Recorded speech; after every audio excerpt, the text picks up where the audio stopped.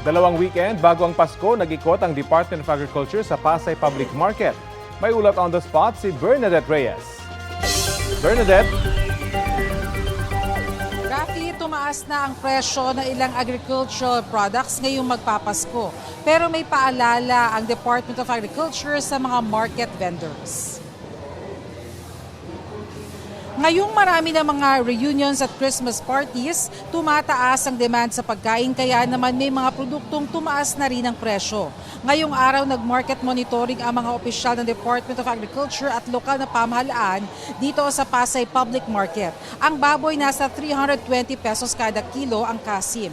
390 pesos kada kilo naman ang liempo. Ang manok 200 pesos ang buo, 220 pesos naman ang choice cuts. Ang itlog naman na tumataas ang presyo sa ibang pamilihan, may paghigpit ng supply dahil may mga egg producers na tumigil sa pag-produce noong kumina ang demand.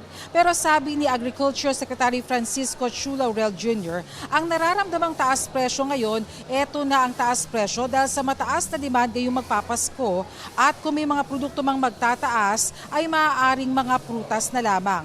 May paalala naman ang DA sa mga market vendors ngayong maraming namimili ng mga panghanda. Well, Pasko ngayon, I think everybody should share.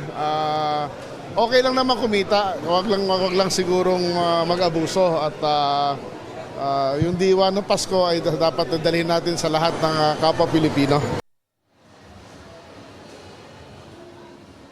Rafi, wala namang dapat ipag-alala pagdating sa bigas dahil sapat ang supply ngayon ayon sa Department of Agriculture. Dito nga sa Pasay Public Market ay may nagbebenta ng 40 pesos na bigas dito sa Kadiwa ng Pangulo. Rafi?